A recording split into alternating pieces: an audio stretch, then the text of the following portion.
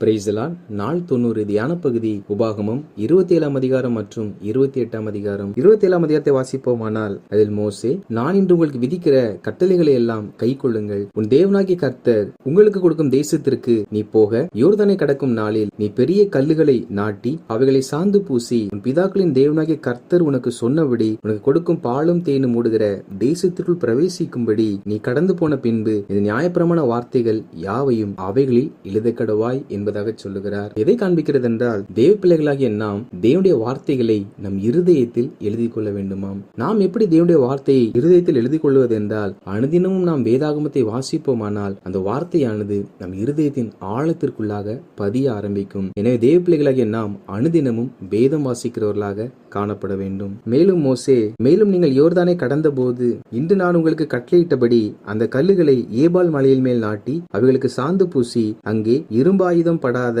கற்களினாலே உங்கள் தேவனாகிய கர்த்தருக்கு ஒரு பலிபீடத்தை கட்டக்கடவாய். அது அனுதினமும் நாம் வேதாகமத்தை வாசிக்கிறவர்களாய் மாத்திரம் இல்லாமல் அனுதினமும் தேவனாகிய கர்த்தருக்கு பலி செலுத்துகிறவர்களாக காணப்படணும். பலி என்பது ஆராதனையை குறிக்கிறது.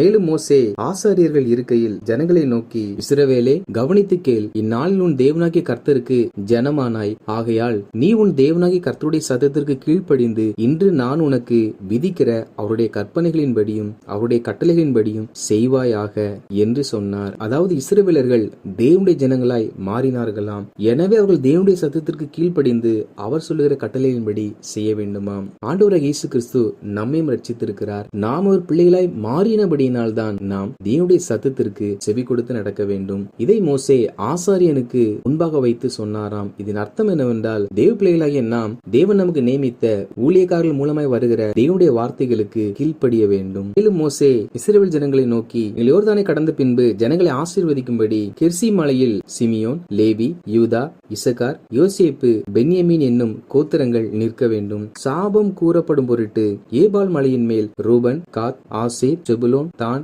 நப்தலி என்னும் கோத்திரங்கள் நிற்க வேண்டும் என்பதாக சொன்னார். ஆசீர்வாத கூறும்படி 6 கோத்திரத்தார் கெரிசி மலையின் மேலும், சாபம் கூறும்படி 6 கோத்திரத்தார் ஏபால் மலையின் மேலும் நிற்க வேண்டும் என்பதாக சொல்லியிருக்கிறார். அப்பொழுது லேவியர்கள் உரத்த சத்தத்தோடு இஸ்ரவேல் ஜனங்களை பார்த்து சில வார்த்தைகளை சொல்லுவார்களாம். அதற்கு அவர்கள் ஆமென் என்று சொல்ல வேண்டுமாம். இதில் 12 வசனங்கள் சொல்லப்பட்டிருக்கிறது. இந்த 12ம் சாப வார்த்தைகளாகும். இந்த சாப வார்த்தைகளை உச்சரிக்கும் பொழுது ஜனங்கள் ஆமென் என்று சொல்ல வேண்டும். இதன் பொருள் அவைகள் அப்படியே நடக்க வேண்டும் என்பதாகும். இதில் 12 வகையான கிரியைகள் செய்கிறவர்கள் மேல் சாபம் வரும் என்பதாக சொல்லப்பட்டிருக்கிறது. அவைகள் யார் யார் மேல் வரும் என்றால், முதலாவது விக்கிரகத்தை பின்பற்றுகிறவர்கள், இரண்டாவது தன் தகப்பனையும் தன் தாயையும் தூஷிக்கிறவர்கள், மூன்றாவது பிறனுடைய எல்லைக்குறியை மாற்றுகிறவன், நான்காவது பிறனை வழி தப்பச் செய்கிறவன், ஐந்தாவது ஏழை எளியவருடைய நியாயத்தை புரட்டுகிறவன், ஆறாவது தன் தகப்பன் மனைவியோடு கூட விபச்சாரம் செய்கிறவன், ஏழாவது சுய புணர்ச்சிக்காரன்,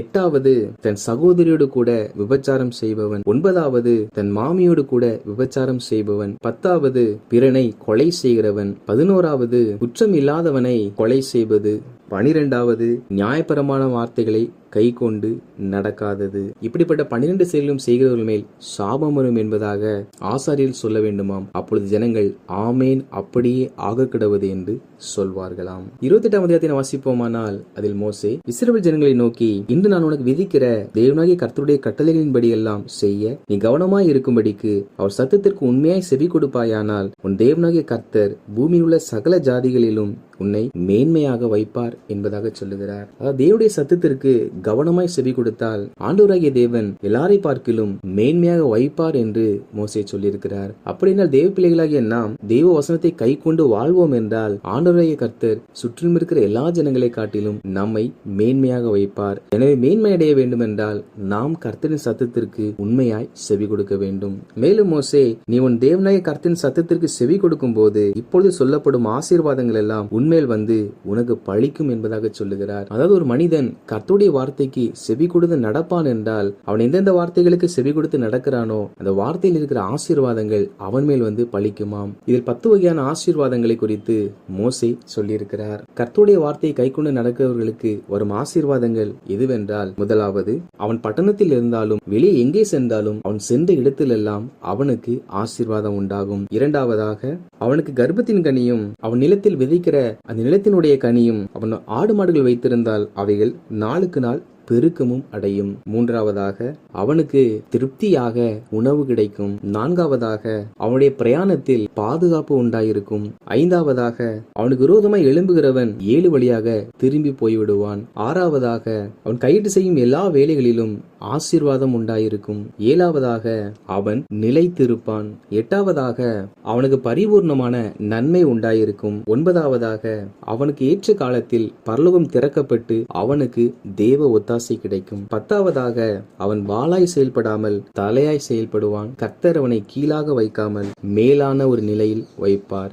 வாசித்த இந்த ஆசீர்வாதங்கள் எல்லாம் கர்த்தருடைய வார்த்தைக்கு உண்மையாய் செவி கொடுத்து அவைகளின்படி வாழுகிறவர்கள் மேல் பழிக்குமா. மேலும் மோசே, இன்று நான் உனக்கு விதிக்கிற உன் தேவனாகிய கர்த்தருடைய எல்லா கற்பனைகளின்படியும் கட்டளைகளின்படியும் நடக்க கவனமாய் இருக்கிறதற்கு அவர் சத்தத்திற்கு செவி கொடாதே போவாயாகில் இப்பொழுது சொல்லப்படும் சாபங்கள் எல்லாம் உன்மேல் உனக்கு பழிக்கும் என்பதாக சொல்லுகிறார். எப்படி கர்த்தருடைய வார்த்தைக்கு செவி கொடுத்தால் ஆசீர்வாதம் வருமோ, அதே போல கர்த்தருடைய வார்த்தைக்கு செவி கொடுக்காவிட்டால் சாபம் வரும் என்று இதில் அநேக சாப வார்த்தைகளையும் மோசே சொல்லியிருக்கிறார். கர்த்தருடைய வார்த்தைக்கு செவி கொடுக்காவிட்டால் அந்த மனிதனுடைய வாழ்க்கையில் வருகிற சாபங்கள் எவைகள் என்றால், முதலாவது, அவன் பட்டணத்தில் இருந்தாலும் வெளியில் எங்கே இருந்தாலும் அவன் இருக்கிற இடம் சபிக்கப்பட்டிருக்கும். இரண்டாவதாக, அவன் உணவின்றி பட்டினியாய் இருப்பான். மூன்றாவதாக, அவன் கர்ப்பத்தின் கனி, அவன் நிலத்தின் கனி, அவன் ஆடு மாடுகள் இவையெல்லாம் சபிக்கப்பட்டிருக்கும். நான்காவதாக, அவன் பிரயாணத்தில் இக்கட்டுகளும் நெருக்கங்களும் விபத்துகளும் உண்டாகும். ஐந்தாவதாக,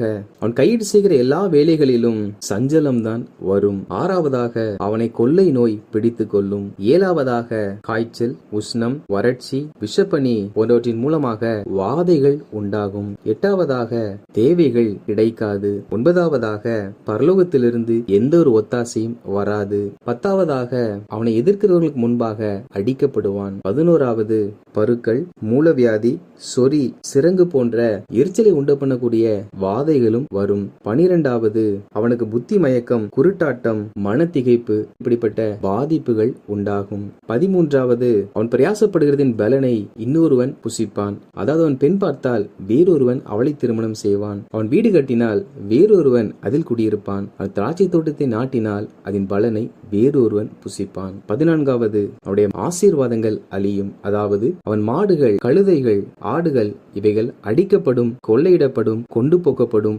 எல்லாம் குறைந்து போகும். 15வது, அந்நிய ஜனங்கள் மத்தியிலே அடிமைகளாய் கொண்டு போகப்படுவார்கள். 16வது, ஒடுக்கப்படுவார்கள், நொறுக்கப்படுவார்கள். 17வது, கண்களின் இச்சைகளிலும் மாம்சத்தின் இச்சைகளிலும் மயங்கி திரிவார்கள். 18வது, சிறையிருப்பிற்குள் செல்லுவார்கள். 19வது, விக்கிரகத்தை வணங்குவார்கள். 20வது, எல்லா ஜனங்களுக்கு முன்பாக அவமானப்படுத்தப்படுவார்கள். 21வது, எதை விதைத்தாலும் அதில் எந்த ஒரு பலனும் இருக்காது. 22வது, அவன் பெற்ற பிள்ளைகள் அவன் கூட வாசம் பண்ண மாட்டார்கள், அடிமைகளாய் விற்கப்படுவார்கள். 23வது, அவன் செய்வது எதுவுமே வாய்க்காது. 24வது, அவன் மிகவும் தாழ்த்தப்பட்டு போவான். 25வது, அவன் கடன்காரனாக மாறிவிடுவான். இவை அனைத்தும் கர்த்தருடைய வார்த்தையின்படி செவி கொடுக்காமல் நடக்கிறவர்கள் மேல் தங்கும் சாபங்கள் ஆகும். கர்த்தருடைய வார்த்தைக்கு செவி கொடுத்தால் 10 விதமான ஆசீர்வாதங்கள் வருவதை போல கர்த்தருடைய வார்த்தைக்கு செவி கொடுக்காமல் இருந்தால் 25 வகையான சாபங்கள் மனிதனுடைய வாழ்க்கையில் சேருமாம். அதை மோசே இதில் குறிப்பிட்டிருக்கிறார். அப்படி கீழ்ப்படியாமல் இருந்தால் ஏன் கர்த்தர் இவ்வாறு சாபத்தை கட்டளிடுகிறார் என்றால், மோசே சொல்லுகிறார், சகலமும் பரிபூரணமாய் இருக்கையில் நீ மகிழ்ச்சியோடும் களிப்போடும் உன் தேவனாகிய கர்த்தரை சேவியாமற் போனதின் நிமித்தம் சகலமும் குறைவுபட்டு பட்டினியோடும் தாகத்தோடும் நிர்வாணத்தோடும் கர்த்தர் உனக்கு விரோதமாய் அனுப்பும் சத்துருக்களை சேவிப்பாய். அவர்கள் உன்னை அழித்து தீரும் மட்டும் இருப்பு நுகத்தடியை உன் கழுத்தின் மேல் போடுவார்கள். அதாவது அடிமையா இருக்கிறவர்களை கர்த்தர் நேசித்து ரட்சித்து ஆசீர்வதித்து உயர்த்துகிறார். அப்படி உயர்வடைந்திருக்கும் பொழுது ஒரு மனிதன் கர்த்தரை மறப்பான் என்றால், கர்த்தருடைய வார்த்தையை விட்டு விலகுவான் என்றால் இருந்தால் தேவன் அவனுக்கு கொடுத்த எல்லா ஆசீர்வாதங்களையும் பறித்து அப்படிப்பட்டவன் மேல் சாபங்களை அவர் வர பண்ணுவாராம். எனவே நாம் ஒவ்வொரு நாளும் கர்த்தருடைய கட்டளைகளுக்கு கீழ்ப்படிந்து நடக்கிறவர்களாக காணப்பட வேண்டும். வாசித்த இந்த அதிகாரிகளின்படி கர்த்தருடைய ஜனங்களாகிய நாம் அனுதினமும் வேதாகமத்தை வாசித்து அனுதினமும் கர்த்தருக்கு ஆராதனை செய்து நம் தேவனுடைய பிள்ளைகளாய் இருக்கிறபடியினால் கர்த்தருடைய வார்த்தைக்கு நாம் செவி கொடுத்து கர்த்தருடைய கட்டளைகளுக்கு உண்மையாய் நாம் கீழ்ப்படிந்து தாழ்வில் இருந்த நம்மை அவர் ரட்சித்தபடியினால் அவர் வார்த்தையின்படியே வாழுவோம். நிச்சயமாக ஆண்டவராய் கர்த்தர் அவருடைய வார்த்தையின்படி நாம் வாழும் பொழுது நாம் வாசித்த அந்த 10 ஆசீர்வாதங்களையும் நமக்கு கட்டளையிடுவார். ஆண்டவராய் கர்த்தர் நம்மை மேன்மையாக வைப்பார். ஆமேன்.